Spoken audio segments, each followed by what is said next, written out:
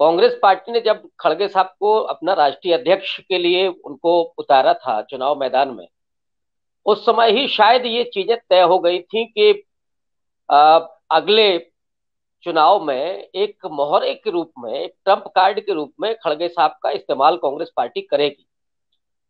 खड़गे साहब की जो अपनी जातीय आइडेंटिटी है और जो जिस तरह की उनकी सीनियरिटी है और बेदाग छवि वाले वो नेता रहे हैं अपने 50 साल के राजनीतिक करियर में,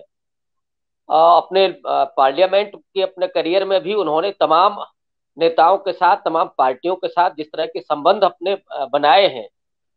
कांग्रेस पार्टी ने इस बात को बहुत सोच समझ करके खड़गे साहब का चुनाव किया था कि वो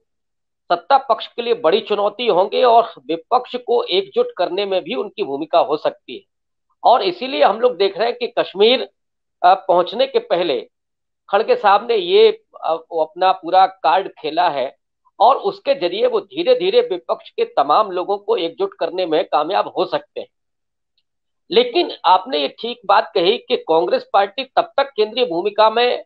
नहीं हो सकती, माने जो आप कह रहे हैं कि अभी नहीं हो सकती, लेकिन मैं इस साल को बहुत महत्वपूर्ण रूप में देख रहा हूं कि 2023 में जो 9 राज्यों के चुनाव हैं और उसमें अधिकांश राज्यों में भारतीय जनता पार्टी और कांग्रेस आमने सामने है। अगर यहां पर कांग्रेस पार्टी चुनाव जीतती है तो निश्चित रूप से कांग्रेस पार्टी के इर्द गिर्द तमाम विपक्ष के लोग एकत्रित होने लगेंगे, क्योंकि एक नैरेटिव तो उसने सेट कर ही दिया है और जो सांप्रदायिक नैरेटिव पूरा बना हुआ था उसको पृष्ठभूमि में धकेल दिया है। फिलहाल आप इस समय के पूरे माहौल को देखिए, प्रज्ञा सिंह ठाकुर के उस बयान के बावजूद देश में कहीं कोई डर का माहौल उस तरह का नहीं दिखाई पड़ा और वो नैरेटिव भी नहीं चला। उसके बाद भी अभी मोहन भागवत का एक लंबा इंटरव्यू आया और उसमें उन्होंने उसका एक एंगल राहुल गांधी की यात्रा भी है, जो लगातार वो हिंदू धर्म की बात कर रहे हैं और हिंदू धर्म के जो शाश्वत मूल्य है उनकी बात कर रहे हैं। लेकिन मोहन भागवत जिस तरह से उनको चुनौती देते हुए दिख रहे हैं या उनका जवाब देते हुए दिख रहे हैं अप्रत्यक्ष रूप से, वो भी उसी यात्रा का ही एक तरह का प्रभाव दिखाई पड़ रहा है। तो आज आरएसएस और बीजेपी दोनों के सामने राहुल गांधी एक नेतृत्व के रूप में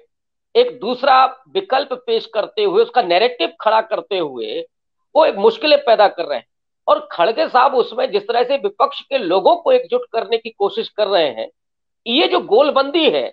बल्कि ये जो जुगलबंदी है राहुल और खड़गे साहब की, ये कांग्रेस पार्टी के लिए महत्वपूर्ण साबित हो सकती है। लेकिन 2023 के विधानसभा चुनाव इसमें ज्यादा महत्वपूर्ण भूमिका अदा करेंगे। अगर कांग्रेस को सफलता मिलती है तो फिर विपक्ष के लोग एकजुट होने लगेंगे। आप हमसे जुड़े रहने के लिए सब्सक्राइब करें YouTube पर, फॉलो करें ट्विटर पर और लाइक करें Facebook पर।